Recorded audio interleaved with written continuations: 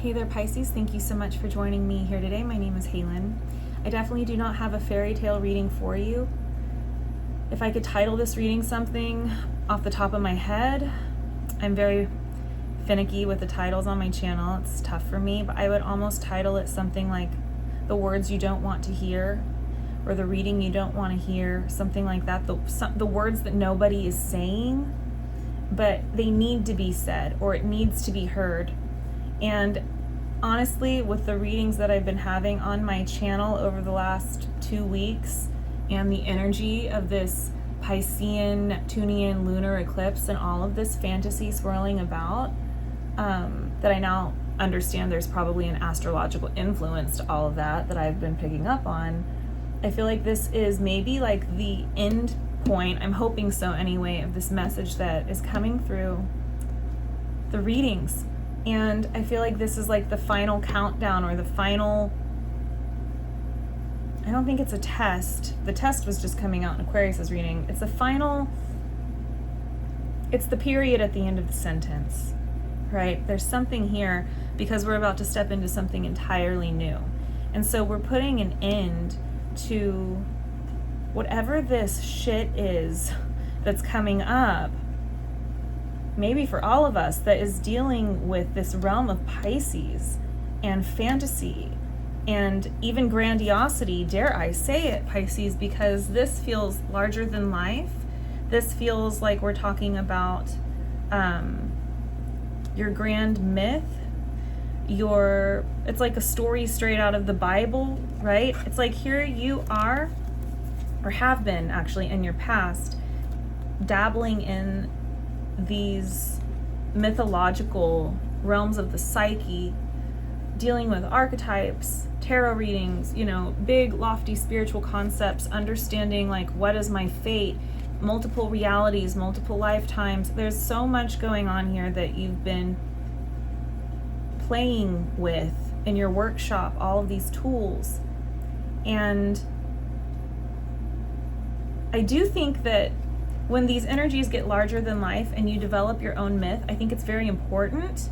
But it's kind of like the quote from Carl Jung. I don't know what it is exactly, but it's like you want to be careful to not let this world of archetypes, because it's so numinous and large and multifaceted, you don't want to allow it to overtake you. Because I have a loved one in psychosis whom I love very deeply, and I have witnessed firsthand how that collective unconscious can basically flood a man, flood the psyche, because you become like this psychonaut, this space cadet, and you go so far out. It's kind of like Carl Jung with his Red Book, and then you have to find your way back. So this is like picking up the tools and getting really far out there on this big prophetic, it's like prophecy is what this is talking to me about. Prophecy and myth and fantasy, and it's huge and larger than life. And it's like why all the people who are experiencing psychosis and schizophrenia think that they're God or they're Jesus or they're the chosen one. It's that kind of thing. But in your past positions still, it shows there's someone outside of you. And if you notice, this man has 2 different shoes on, and it makes me think of my loved one, what I've seen him go through. Thank goodness he is better now. I'm so happy that I can even say that. That's a whole different personal story. But it's like witnessing someone go through this onslaught of, it's wisdom, it's wise, but it also can appear like, psychosis, like Carl Jung with his experience with his Red Book. It's very psychic, very magical, very spiritual, and can be completely factual. But there's also this idea that like you forget to, like my loved one, it's like I have to remind him to brush his teeth every day for a while, right? Until he came back to earth. It's like wearing 2 different shoes, because you can't necessarily function in the daily world because you're so overcome with all of these archetypes and symbols and this mythos, right? The mythos. And so it shows this energy here, which is like, I think this is you. I feel like you're seeing this like kind of how I have seen it with my partner, right? Where it's like, okay, I see the genius in what you're experiencing, and it is divine genius. It is fated genius. It is prophetic. It's powerful. There's a lot of truth to it. It's phenomenal. I mean, I think it's the pioneering of consciousness, right? It's exactly what this card feels like, the space cadet, the psychonaut. But there's also this human part of ourselves. She looks so prim and proper, but she's got her shit together. You know what I mean? And it's interesting because it's like she keeps this door locked and closed, whereas he has gone through that door, right? He's picked up the tools. It's kind of like my mom used to tell me to not ever play with a Ouija board. It's kind of like what it makes me think of, because it's like once you go through that door or this barricade, you have a very hard time coming back. It's like you don't know which shoe to put on each foot, or you can't remember to brush your teeth because suddenly you're swimming in that collective unconscious that floods you with its collective memory, and it's like you become the ocean, right? There's something going on here about this, about mental health. So whether this shows up as like a fantasy that is in love and it's so grand and so true, and then you snap out of it and you're like, what the fuck was I thinking? That's how it feels, Pisces. Whatever this prophecy or this beautiful big dream was, there was illusion and fantasy built into it that was not of, I want to say of sound mind, because it's showing up here like what this does, that what this guy has experienced here, and what I think you're seeing in people outside of you, or seeing in the partner that you thought was so larger than life, or whatever it might be, right? The prophecy you're living, whatever. It's like you realize that it actually separates you, it puts you in a cage. It actually does not enable you to be free, because this man who can't remember to put on the same shoes or brush his teeth, he's not free. He's not free in this physical world. He's more bound than anyone in this cage by his own unraveling and undoing, by being this psychonaut space cadet, living something that's larger than this 3D realm can handle. And again, it's not that there's not divine genius in it, but there's also no functionality in it, right? That's why it's been so fascinating watching my partner go through this and heal. I find his mind so fascinating because it's taught me so much.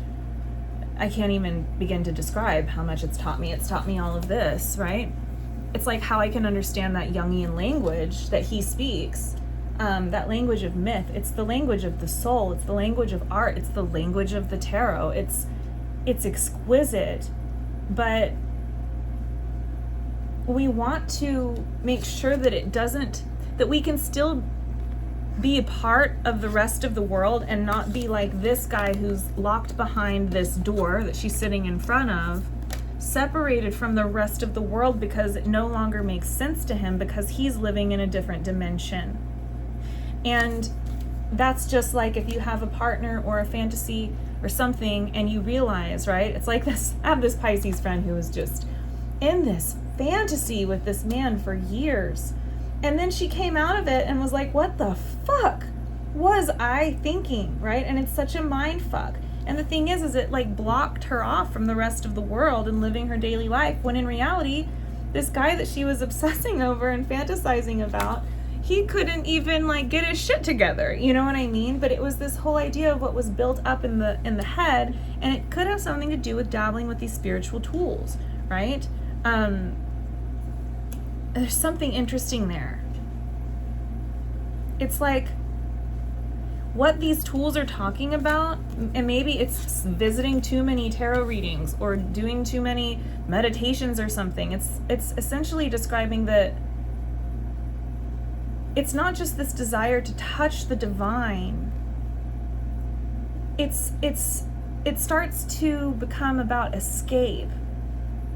And that's where that Piscean energy can get very tricky, where we don't remember what fucking day it is and how to get dressed or brush our teeth, and it actually isolates us even more from the rest of the world because we're not in this reality, right? It's like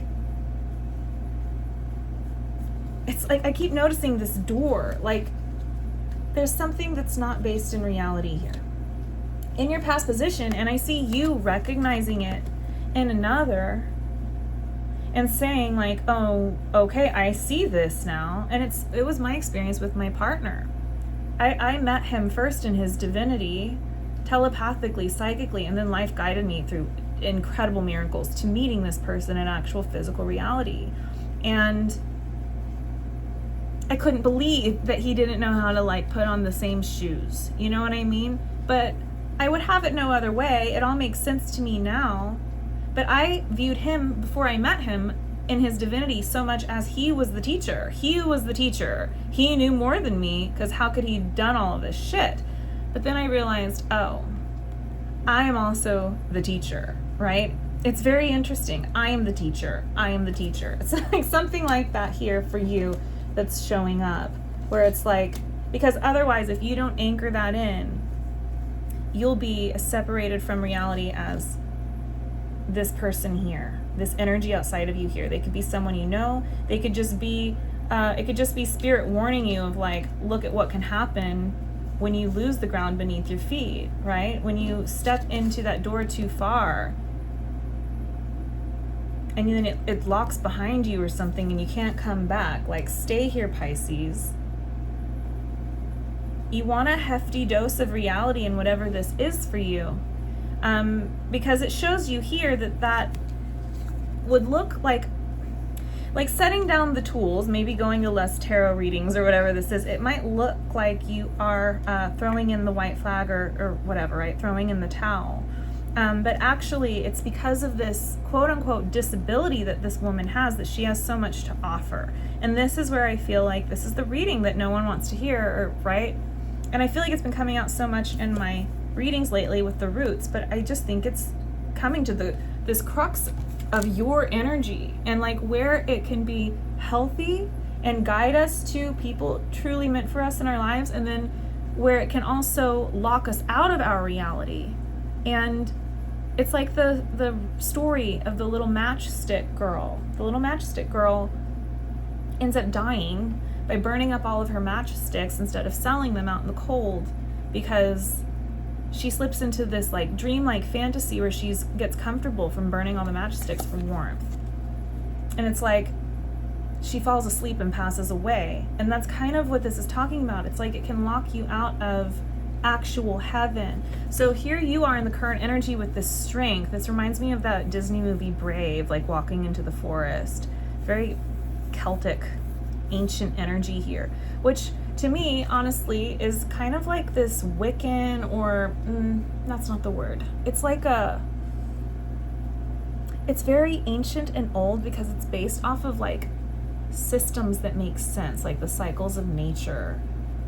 It's like that Druid Celtic energy. So this is it's very earthy, like that kind of Celtic Gnosticism, if that's what you would call it. I'm not quite sure. That mysticism, it's an earthy mysticism. It's like why, their celebrations are all based on like, the equinoxes and the seasons and stuff like that. So it's talking to me about this strength in moving forward with this physicality, and that this quote-unquote disability is actually the thing that keeps you rooted. And the disability, to me, is kind of like the thing that keeps you planted here. Like, it's like you're this female sitting, right? You're not like this figure here who's standing up with two different shoes on and flying off of the earth. So it's kind of like you have your wits about you, and this is actually the very thing that gives you some kind of wisdom, these roots, to dispense to other people, is that it's not a lofty vision of a castle in the sky. I mean, how many readings have I had describing the same thing? But when I pull out this energy for you, it's fascinating to me how it's coming up again, and I feel like I'm just praying this is the final message in regards to whatever this is, because there is a tipping point here. It is very, very clear, and it's probably why we're coming out of this interesting Piscean eclipse into this like Virgo eclipse that has to do with a lot of karma, because this cannot be like swept under the rug anymore. And in fact, Carl Jung, it's making me think of Carl Jung and how he is such an incredible teacher. I am the teacher. That's you, right? This is you. I am the teacher. He's such an incredible teacher because he integrates the fantasy and the reality, the light and the dark. He went through his own version of this, you know, you could call it mental illness or psychosis, this psychic onslaught of multidimensional information and reality. It's paranormal, it's supernatural, and it's very real. It's the spiritual realms, but he brings it back into the earth, right? That's why he's so incredible, is he didn't lose himself to the red book. He came out of the red book, he integrated it, he lost himself to find himself, and that is what he, I think, refers to, maybe not him, but I will right now, is sort of this like Christ consciousness rebirth or renewal, where it's the death of the old self into the new self. And it does truly feel like dying. And if you've ever known anyone close to you who's passed away and you're psychically, or you're connected with them deeply in a soul way, you slip into, you go through the bardo with them. And that's what this is all about. This is like willingly going through the death process, the bardo, right? And when you're in that and you're still alive, you don't know which shoe to put on which foot or to remember to brush your teeth. You're going through a death process. And it's that place on the other side of the veil where there is eternal life and there is no time. Time and space and physicality really don't exist. It's more like this like plasma. I always call it plasma, this plasma energy, which is like steam almost to me. So this is why, by integrating this, you have this strength of something here to teach that is rooted, it is real. And here's where there starts to be this tipping point. We've got, this is so interesting because she looks like a mental health professional, doesn't she? We've got the Justice card with the mental health professional and this Wish Upon a Star. She's the Queen of Cups, which is normally a very psychic woman. And actually, the beauty of like, there are therapists, you guys. I think that a lot of them do sway in that Jungian direction where they are psychic, like they'll have visions and then speak to you, but they're a therapist. There's this author and this doctor that I love named George McCouch, and he wrote this book, I always forget the name of it. It's Reawakening the Imagination in Psychotherapy, and it's using these imaginal realms and these mythos and these tools in a really incredible way. In fact, this is the balance that it's talking about, where it's not just your talk therapy without any of the soul behind it. Psyche is another word for soul, or it used to be. It's bringing the soul back into mental health. And it's making me think about tarot and spiritual practices and how those can be used and utilized in a practical way, not just to come to a tarot reading on YouTube and me tell you, oh, Pisces, you're so amazing, you're destined for this prophetic dream, and you know, you're the second coming of Christ. I am not the channel to come to for me to tell you that. I am not the reader to come to for me to tell you that. I have had many a client. I'll just leave it there. And I've had to tell this truth. And that is the ultimate loving thing to do here, right? And it's talking about, yes, there are two truths. There is the imaginal realm. There is the personal myth of the person, right? The patient that you're helping. There's also the clinical side of things that is also extremely true. And there's this wish here, which is the truth of the heart, but there's a wish here for something to be brought into balance. And I wonder if this has something to do with your own life, your own purpose, how you want to help other people, how you want to help yourself. It's talking about practical, this is about practical magic. That might be the other title for your reading, so I don't just freak everyone out and they don't show up at all. Although many of you, I'm sure, have already left. But practical magic, that's what we're talking, that's what your wish is for here, is practical magic. Not to escape and forget which day it is and which shoes to wear and how to brush your teeth. But this practical magic for everyone, where it is that beautiful, what I call the 4D, it's the beautiful blending of heaven and earth. And it does open up this new reality or dimension, but it's not escaping this one. And it's not changing it into something that is not yet here, because it's always here. The magic is always here. That's the true basis of everything, is that plasma or that spirit or that magic. But there's also the physical. I always describe it like human beings can fly, right? Like I can't go flap my wings and fly, but human ingenuity, is that the word, has created airplanes and helicopters and fucking like rocket ship. I mean, it's amazing. And what are we going to create next? It's absolutely incredible that human beings can fly. It's like, no, they can't, but yes, they can. There's something about that here. I wonder if this is, I genuinely feel like this is a collective reading for what we're all going through, where it's almost like set down the tools of the tarot, if it's taking you, or the Bible, or whatever the fuck your poison of choice is, or your medicine of choice, really, because it's interpreted as a medicine. And then realize that it's actually cutting you off in a way from what's all around you, or at least practical stuff, because we want practical magic. It's like my friend who had the partner that was so, holier than thou, and then she's like, oh my God, what the fuck was I thinking, Halen? And I was like, I kept telling you, it was not good. He was crazy. This guy was had major substance abuse issues, and she just couldn't see it.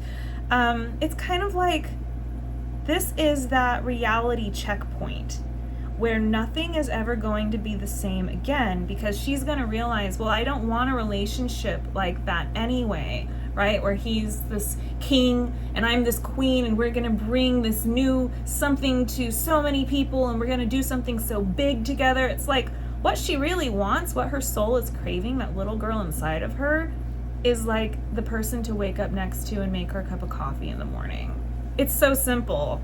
It's the guy who goes out on the fishing trip with his friends and sends her photos the whole time, and she can just have that trust with him, and see how there's this reality check with this balance in place of this is what I really want, and it's really simple. I actually remember asking my partner, who's been through psychosis, and I remember asking him when he was in it, and I was like, what's the meaning? I loved picking his brain, and I was like, what's the meaning of life? And he took a deep breath, and he was like, when I was little, I would go fishing with my grandpa, and we would go catch a bunch of crappie. And then he just was like,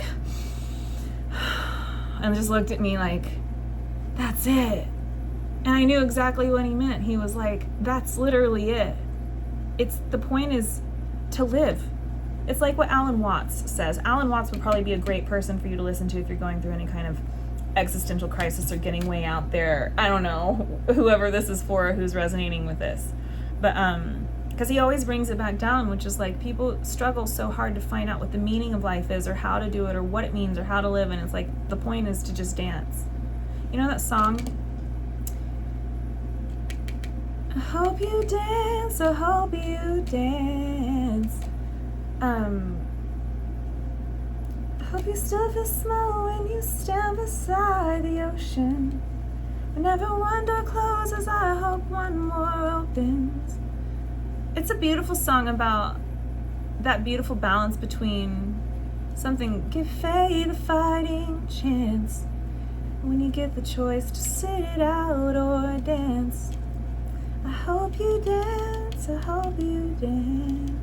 There's something like that here about you want to dance, right? You don't want to be sitting on the sidelines of life where the cosmos don't have for you what you want here. So this is already very long. We even have here that the obstacle at the bottom is the higher view, and it very much clearly shows that there is a new blueprint being written for this release. That is the death card. We have it showing up in the future placement. We've got 2 death cards from 2 different decks, and we've got the Chariot. So we have a Chariot that's heading towards this calculated death. We go through these things because that is the fate, that is the preordained thing, but it's not this larger than life prophecy or love or whatever, right? So this is again that energy, but this time I feel like it's going forward in the proper way. Why? Because there's some kind of intervention, there's some kind of divine intervention with these reality checkpoint people here, right? There's something going on here. And so now it's like we're heading back to the earth instead of trying to launch ourselves off from it. See how big these are? It's like now we're getting smaller, going back to earth with this release. It's the death, it's the letting go of the tall tale. It's the fantasy. What is a tall tale? It's a lie. A fantasy is a nice way of saying something is a lie. And that is where the wheel appears with the wise counselor, which is again another person like these two. It's like it could be someone in an authority position, it could be your own higher self, it's spirit basically creating a divine intervention to turn this wheel and bring about this middle path. You're not either or. The pendulum is not swinging fully this way and fully that way, that we never strike this balance. All of these figures showing up are saying, Pisces, this is about balance. And if this is something that you have already discovered, Pisces, because you're showing up here as maybe having done that, like this Jungian type of figure, having gone through all of this already, then it's like this balance is further solidified in how you move forward and what you bring to the table and bring to the world, whatever this is. It's kind of like this reading I'm giving where it's very much not sugarcoating anything and bringing it back into the physical, bringing it back into the body, maybe bringing other people back into their bodies. But even here, it's like the wheel with all of the archetypes that all of the cards represent, right? It's like these are Plato's the forms that exist outside of the earth. If you're familiar with Plato and the cave, the allegory of the cave, there's these forms he also talks about that exist outside of our planet. These are the archetypes that Jung speaks about, right? And it's like how they fall down into our world here. But they're not meant to remain as I am the wheel. I am the God. I am from up here and not from down here. Pisces is about the feet, right? It's like honor your feet. Honor the human smallness of you and the grass that your feet walk on every day.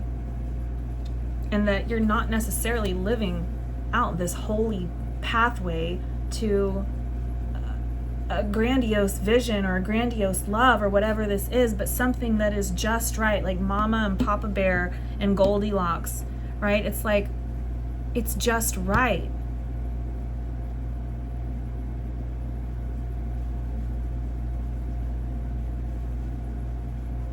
Sometimes it can be hard for people to grapple with the smallness of who they are in the cosmos. It's like why we get so big and so vast, that vast Christ-like almost consciousness, and then to become human again. Because the whole point of the Jesus story, people get lost in that, right? They're like, oh my gosh, it's God as a man, it's God as a man. Why are they forgetting the second half?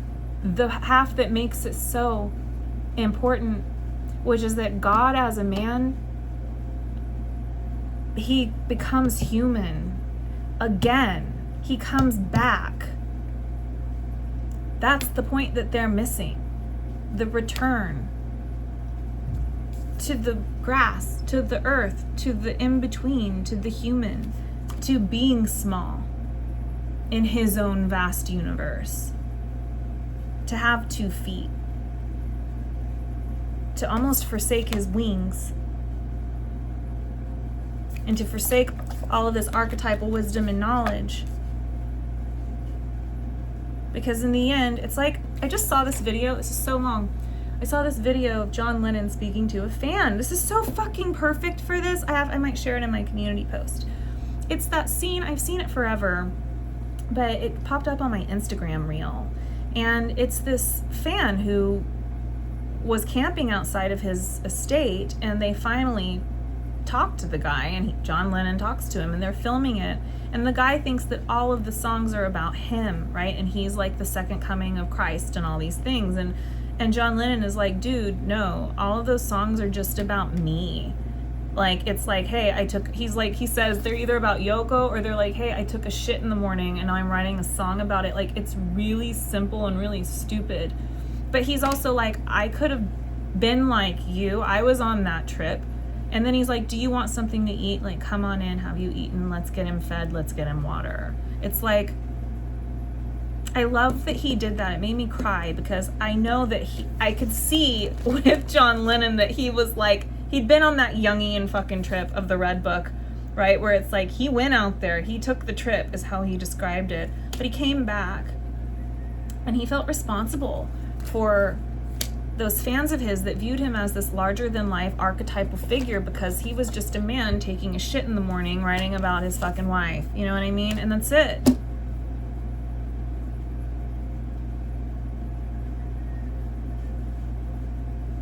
Okay, I hope that this has made sense. Oh my God. I'm gonna go on over to the extended. Who would sign up to watch this? I mean, I'm so sorry, Pisces. But I can almost see that friend I've been describing who had those loftier visions for her relationship and what it could do for the world and all these things. And like, I can just envision her actually receiving the partner that she's genuinely been wanting, but hasn't made herself available to because she's been expecting something so much more than that is not here. It is not going to happen in that way. It's like, I can see my friend receiving the partner that she genuinely has been wanting this whole time, the one that takes the fishing trip and sends her photos and makes her cup of coffee and cooks her breakfast and rubs her feet. And it's like, I can see the smile glowing from her cheeks, from her finally receiving her wish, and that is that middle way. So it's not to say that, again, both things are true. Human beings can fly, but they also can't. But there is a way, and that's got to do with that interesting mystery of life, and again, Jesus or God coming back and choosing to be, right, human again. The whole point is to be human, not to be a god. Okay, Pisces, I'm gonna go on over to the extended through the Patreon. Sorry, I feel like I'm one of those old school teachers with the ruler that like, just like, whatcha! Like, I'm just beating the shit out of you. I'm so sorry. Okay, I hope that this is the end of these messages. Thank you so much, Pisces, for being here with me. I love you all very much. This is just that Piscean energy. I don't know. Cheers to the simple life with fishing trips and coffee. Okay, I love you. Bye.